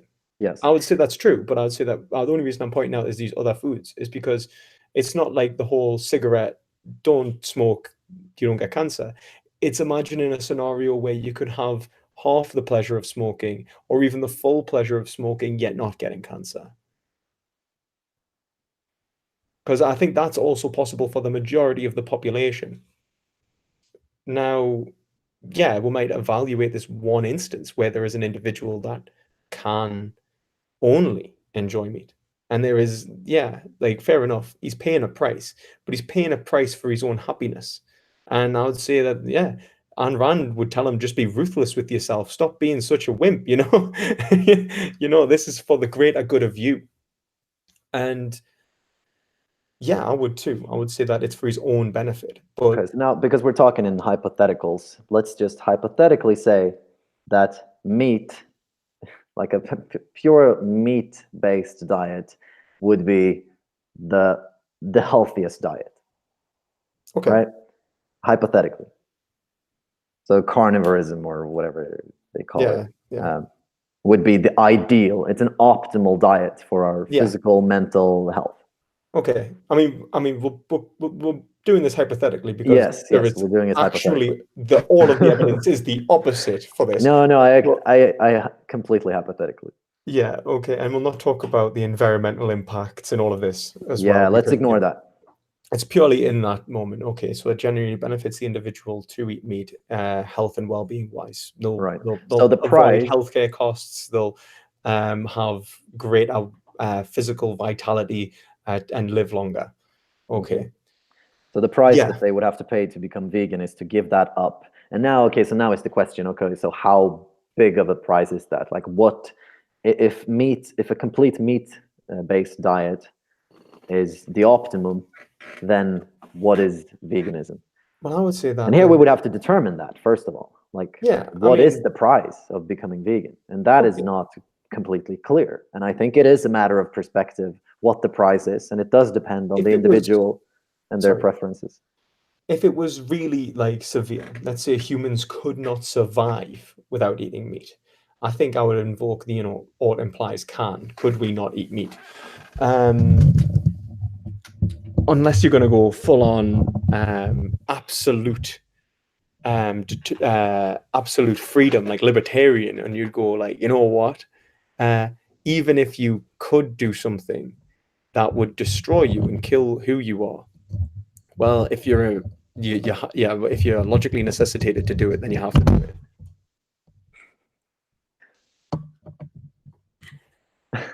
Anyway,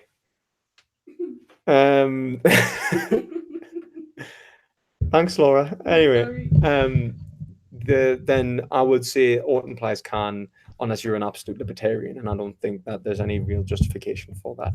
But if we were to say that it's simply a variation, maybe the carnivorous diet will make you live 5 years longer, 10 years longer.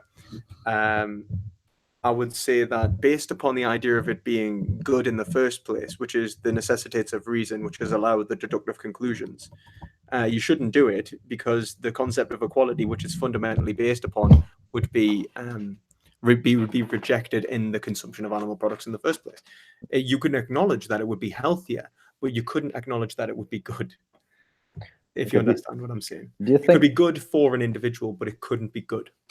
Do you think the science on nutrition is complete and unanimous that a vegan diet is superior to a meat diet, for example?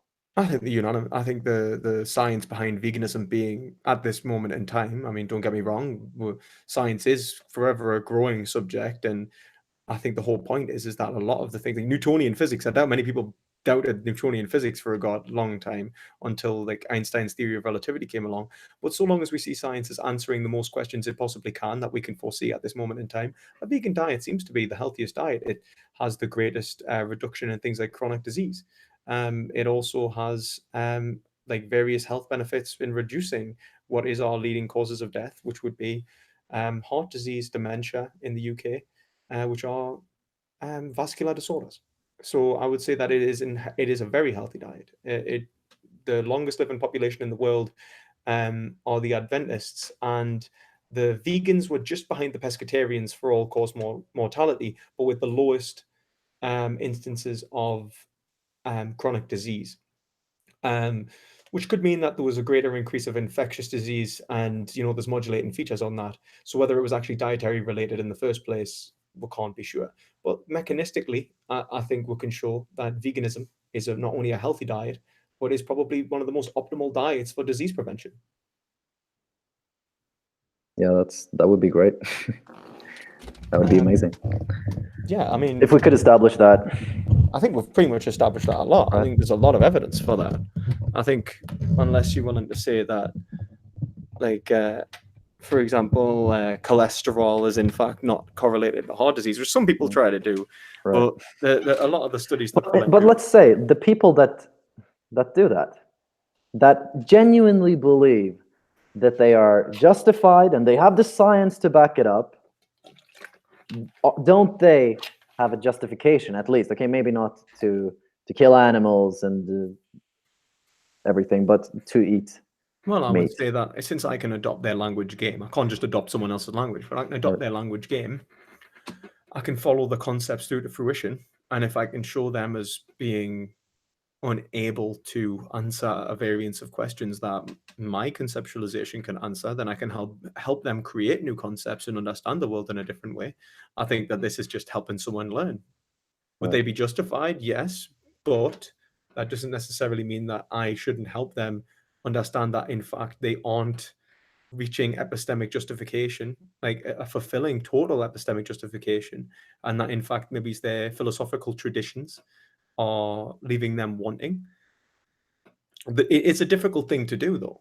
Like, this is something that is incredibly difficult to do. This is why Alistair McIntyre wrote the book, Whose Justice and Which Rationality, about how we could get some, for example, people like libertarians in America who take a very, like, freedom is everything stance to accept something like equality that the liberals are offering, because the way that the traditions are set out, inherently fall back on conceptions which are incommensurable, as he argues, that are actually speaking two different language games. Now, I think the only way that you can do anything about that is to adopt the game of the other person, and that seems to be what philosophers do. We are very willing, especially those who are academically trained, usually, to try and understand each other. And I think that's only through understanding and communication will we break down barriers to express truth in a unified way. But you've got to remember that my convincing you isn't just good for me to convince you to win. What I'm doing is to try and grow the epistemic foundations of what truth means.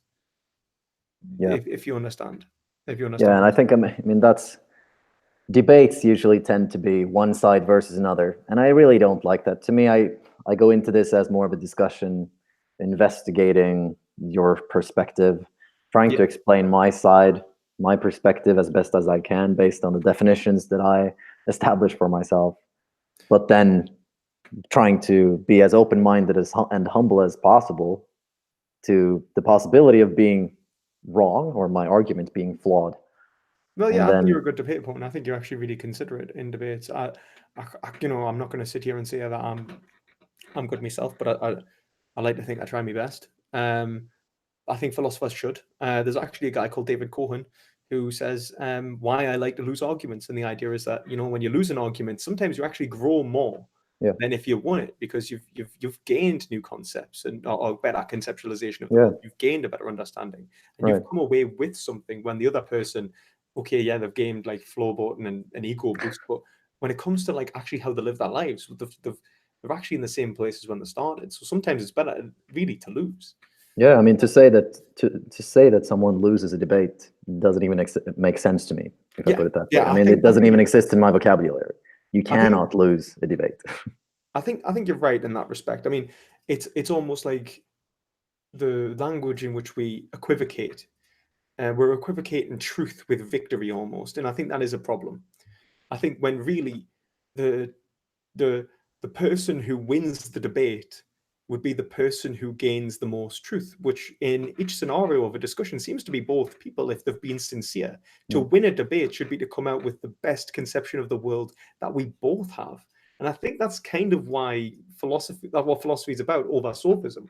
In fact, like sophism was about winning, and it was like, thesis, here's my antithesis, and now I've presented why you're wrong and the problems of your argument. I'm going to go away and claim all victory. Well, philosophy starts from that like thesis antithesis relationship and is really trying to get a synthesis for a dialectic so that we can come to conceptions of truth. And this is the thing, we should probably do more dialectical discussions than debates in like a strict warlike scenario. But we're a very young species, and we do a lot of bad things, and even we all get tempted at times. I can say myself included. I'll be like, all right, why? What? Like, I'll get annoyed at people when they're saying something I don't agree with, and I think we'll all get in that scenario. Like, we can't help it. We've just got to try and overcome it, for transcend our basic nature. Yeah, and it comes back to the fact that we're not always rational. We're very emotional and impulsive. Yeah, exactly, and it's something that I don't think is a hindrance, because I think our emotions give us strength in many regards, and actually what strength is and the ability to will forward seems to be an emotional state. And someone like Spinoza would say emotion cannot be defeated by reason, but simply another emotion. What I want to do with this idea of freedom that I invoke is to try and, in these discussions, hopefully invoke within all of us, we should invoke an emotional state which is rationally justified, to choose one emotion over another, to pick the desire which is what is in our best interests over the desire which necessarily feels good right now. And it's something that's difficult, but it's about bringing more awareness and understanding one thing as truly and evaluating it as truly better than another. And I think where reason can help us do that. I don't think we can just force ourselves into it, but it's something that we can condition ourselves to do. Yeah. You feel it's time to wrap up? Yeah, I was about to say, do you want to do the Q&A? So, yeah, let's do it. Yeah, guys, I hope you have left some questions for me and Rich, especially Rich, Right, so let's see how far I can go back, because, I always have problems with this. Does it let us go back any further than that if I go right along? If I toggle timestamps? It seems like there is parts of this discussion that I just cannot go back to, and I don't know why. So, yeah, if people want to just send us new questions, because I can only see back to like 7:57. So, and from that point, I can't see any questions. So if anyone has any questions about mine or Rich's positions, or if there's anything you would like to ask her, and please just let me know. Just at either me or Rich, and we'll give you a straightforward answer. Yeah, how's that sound to you, man? Is there anything that you would like to say, wrap up with, or are you fine to just leave it there? I can try to wrap up a little bit, like what well, I'll this go. discussion. Would you like me to go first so you can have the last word? Because I mean, like, obviously, with you being on my channel, I want to give you. Yeah, sure, go ahead. Yeah. So I think, Rich, I think you're a good guy. I think that your position is that subjectivity to be expressed is the only thing that matters. But then what I'm arguing really is that the expression of subjectivity is only possible through objective understanding of the world, through epistemic justification. And this is the difference between subjective freedom and objective freedom. Because if we are subjective purely, then we will never be able to express beyond those animalistic desires that may cause us suffering, or we will negate all of those desires into a place where we can say nothing is good or bad. So we either go down the route of absolute nihilism, or we'll go down the route of absolute hedonism, I think, as subjectivists. Objectively, though, we can find ourselves subjectively within the we. The I is posited in front of a we, in the words of Levinas, and that when we do those things which seem to be difficult and may not be in our immediate best interests, but are necessitated by reason and epistemic justification and the rationality of the community in which we are in, what we are doing is acting in a way that is in our best interests. And that's why the Greeks thought of virtue and happiness as the same thing, because what is good for me is also good for you, because what we are is a socio-cultural construction. And to understand ourselves as individualistic, I think, is just a byproduct of our society. It's not something that actually helps in any single way. It's a fruition of an ideological stance that's went too far.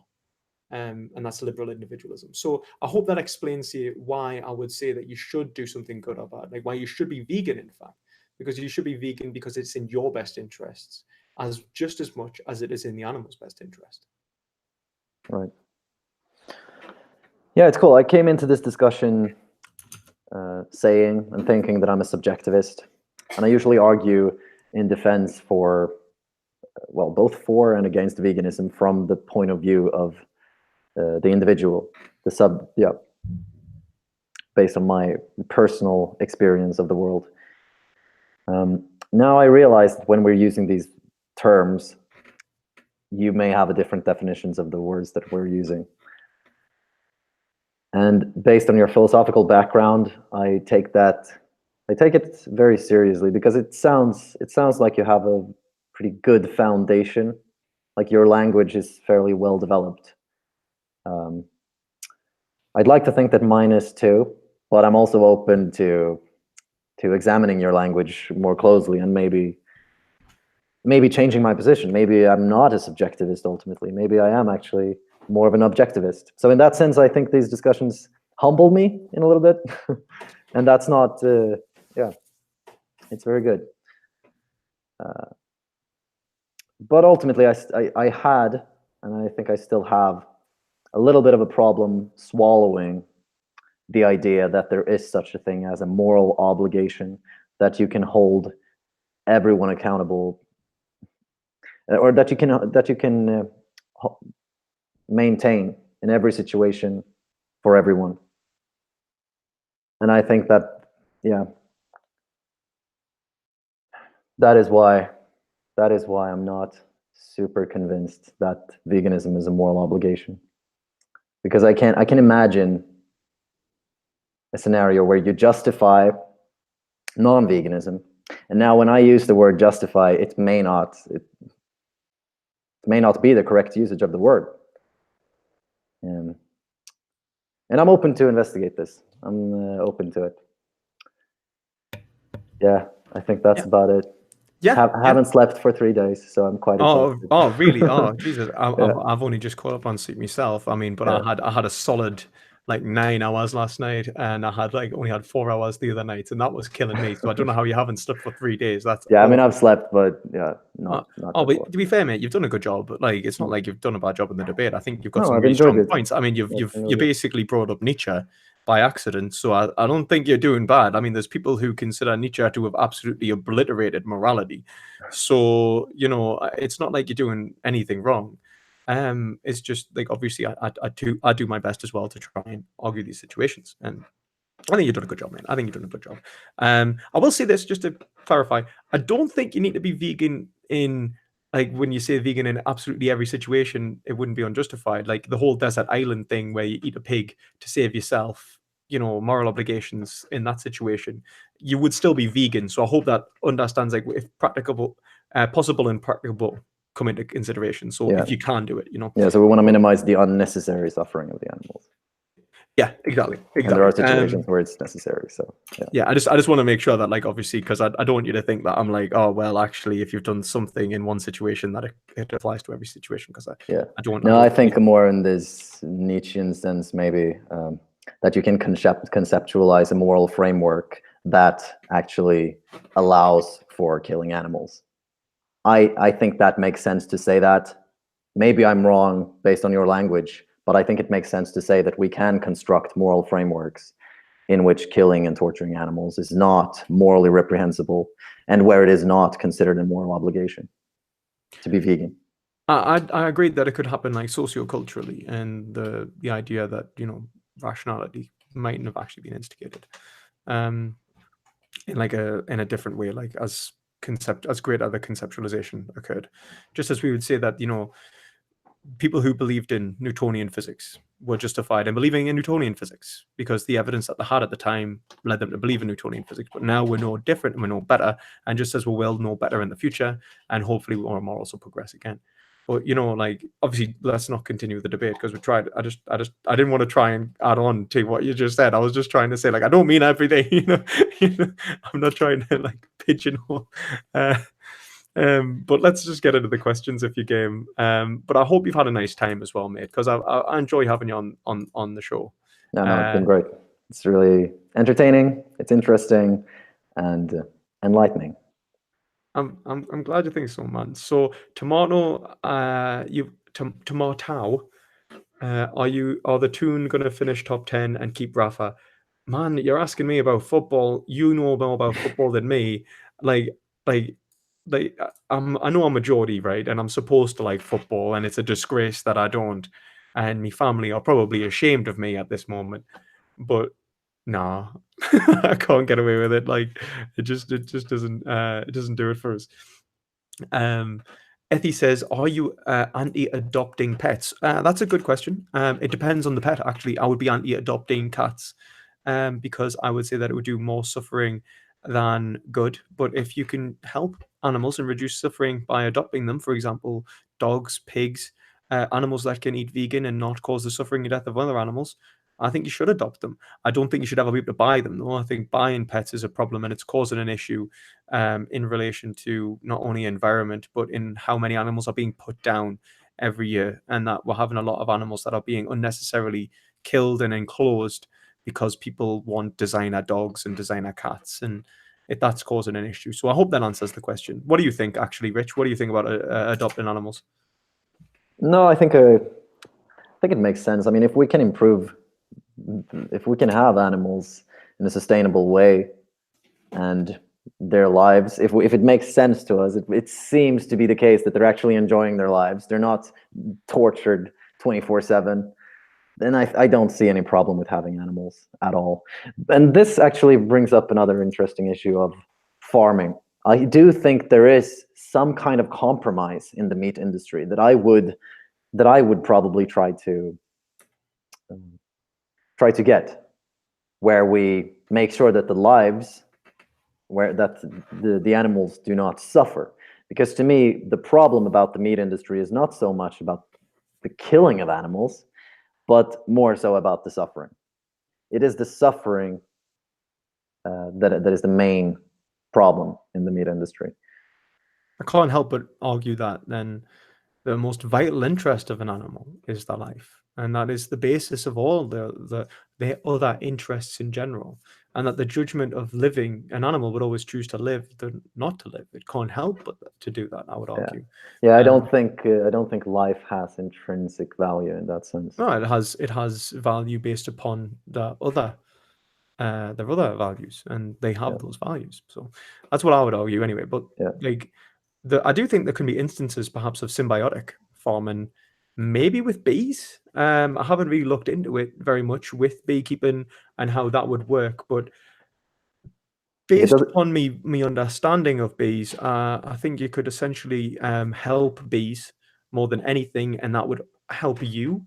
So rather than like helping them, like, using them for honey and stuff, you could help bees by planting various flowers that would attract them. You can help clear the sticky stuff out of the way that they get into the hives and stuff like that, because that can end up causing them to die, and like stuff like that. You could help prevent like fires in areas and stuff like that.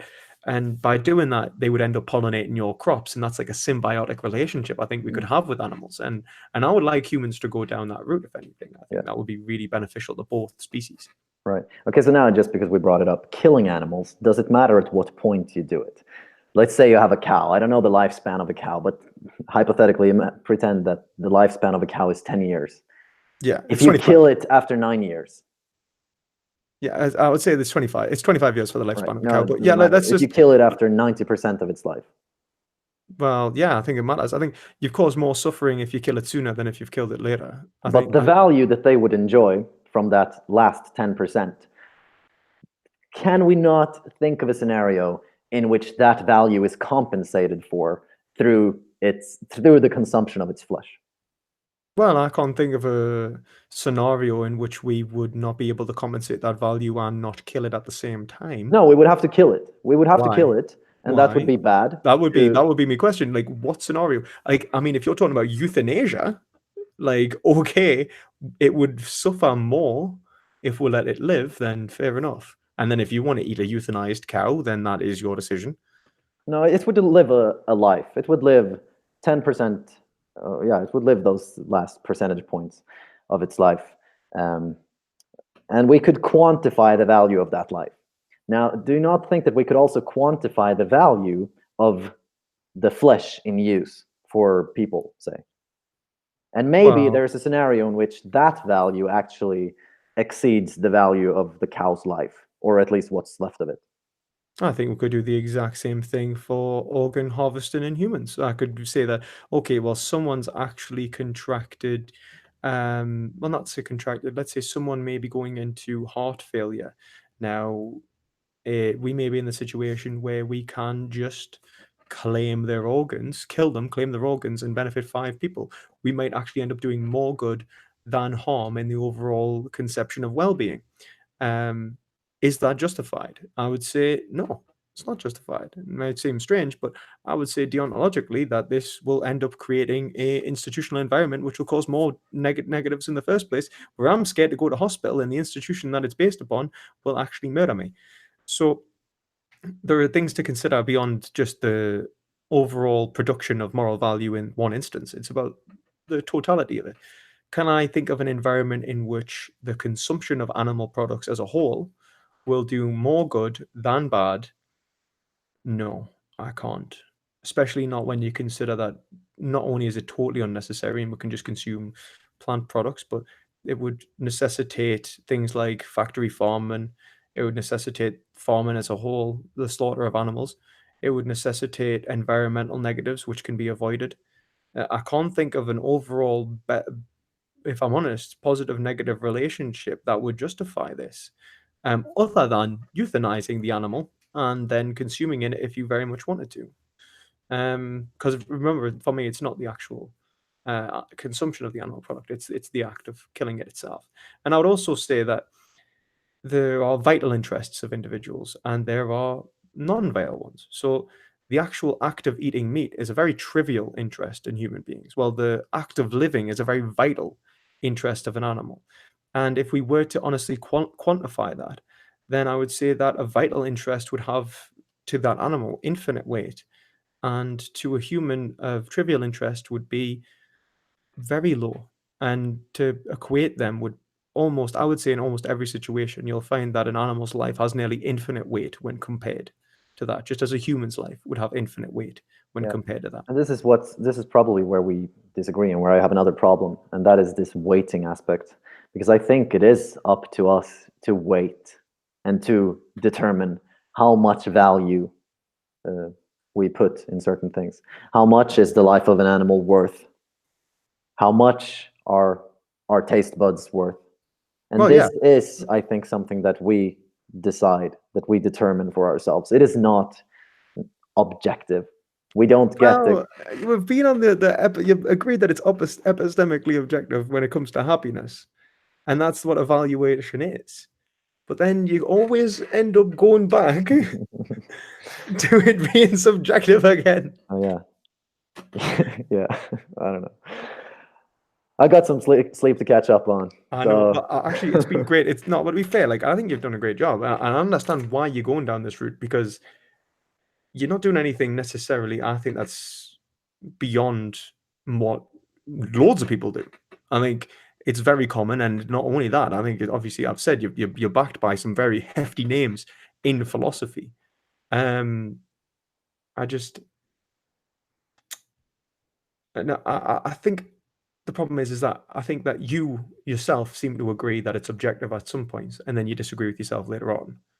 And I think that's just there's a confliction going on there where you're like, well, actually, it's about happiness, or but then actually, my happiness is based on my preferences, and it feels like this is just the confliction in all humans where we try to understand like what our desires are and how we achieve them, and versus what we want them to be. Because sometimes, like, this is what Hegel puts it down to us when he talks about objective freedom. I want to want. Now, you want in one scenario to fulfill those preferences you have. You cannot help but want to do what you already feel like you want to do. That's natural. That is the basis of your nature. But when you want to want, it's that evaluative process that you are calling into question. You're actually looking at yourself as the object of your deliberation. Now, that's what I'm saying is not being taken into consideration here, and that's where your freedom actually comes from. yeah. I hope, like obviously that helps, but I think you do a good job, man. Like, like, um, so we'll just move on to another couple of questions. You need to go to bed, really. I mean, do you want to call it here? We can just call it here. No, let's go through the questions and then we can call it. Okay, so we'll make it quick, guys. Tomato, do you ascribe to pantheistic, theistic views in relation to your objective morality? I'm not gonna lie. I do tend to lean towards like pantheist humanism, but it's just it's more of a something that I wouldn't try to defend. It's something that I would. It's in an embryonic stage in which I'm thinking of consciousness as a construction of an individual and the movement towards absolute knowledge as something very interesting. So I wouldn't call it necessarily theistic, and I certainly wouldn't call it any religious belief. But I would hold an agnostic view when normally talking about these things. But personally, right now, it's something that I'm evaluating. So that's about all I can say. What about you, Rich? What are your original? Do you want to go into your religious beliefs or? No. Hmm. Oh. Um, That's fine. That's absolutely fine. Sorry, I was just getting told that there's questions above. Is it moral to eat somebody's corpse after from a cemetery, even if it would make their family upset? No, because it would make the family upset. What about you? Do you think it's moral to eat someone's corpse, Rich? If it's moral to eat someone's corpse, yeah, I mean, again, we can take the consequences into account. And if you do that and you find that the consequences are bad or wrong, I mean, it's up to you. It's up to you. How would it affect you? From an egoist point of view, how would it affect you? Do you consider it to be wrong? Okay, so I think that answers that. And the last one is, how do you defend that plants don't have sentience? So I would say that plants lack a central nervous system. We have no reason to believe that they have any phenomenological experience. They don't even give any anecdotal evidence to say that they do. When we look deeper into the mechanisms that we believe may produce sentience and subjective experience, which we think which is a physicalist view almost, but not necessarily.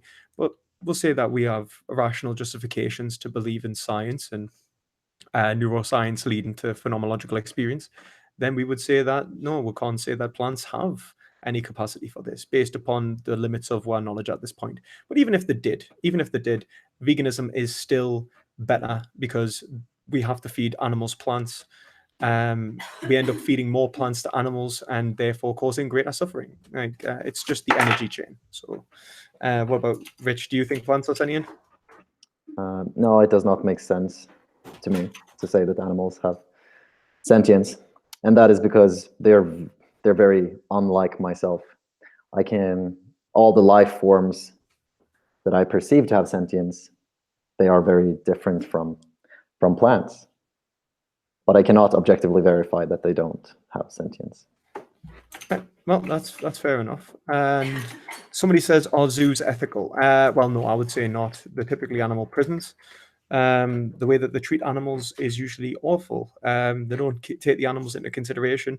Could I imagine the captivity of animals for their interests? Yeah, a lot of the time that's conservationist efforts, like in sanctuaries where we try and help animals who would be murdered in the wild and face worse scenarios. We try and help them in other scenarios. But zoos, the way they're ran, no, they create a lot more negatives than positives.